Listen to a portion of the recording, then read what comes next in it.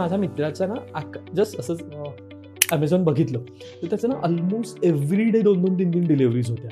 आणि मी त्याला जस्ट विचारलं, अरे म्हणजे एवढं काय ऑर्डर केलंस किंवा काय? त्याचं म्हणणं, अरे बोनस आलाय, दिवाळी आहे, मग काय करायचं असं. तर हे कितपत योग्य असं वाटतं? मला माझे जुन्या दिवस आठवले. म्हणजे ना इतकं टेम्पटेशन व्हायचं जेव्हा इन्स्टा वगैरे नवीन आणि असे प्रोडक्ट्स दिसायला लागलेले किंवा ॲमेझॉनचे सेल सुरू झाले की नाही म्हटलं तरी ना अरे सेलमध्ये मिळतं आहे, जे मला नॉर्मली 50 ते 60% डिस्काउंटवर मिळते, म्हणून अशा ऑर्डरी मी घेत राहायची.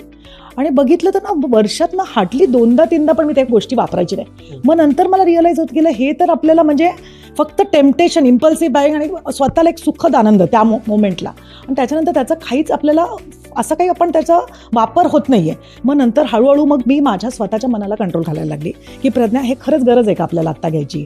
आता हे समजा आता नाही घेतलं, पुढच्या महिन्यात पण आपल्याला तेवढंच तीव्रतेने वाटतंय का हे घ्यावं, तर मग ती वस्तू आपल्याला खरंच गरजेची. आता हेच पैसे समजा जे आता तुझे मित्र तू म्हणाला एक्झाम्पल की त्यांनी बोनस असाच खर्च केला, आता चला 1-2 वस्तू घेतल्या कारण का सणासुदीचे दिवस येत आहेत, आता दिवाळी येते तर म्हणजे एखाद कपडे मागवले, काही ज्वेलरी मागवल्या, काही इमिटेशन ज्वेलरीज घेतल्या.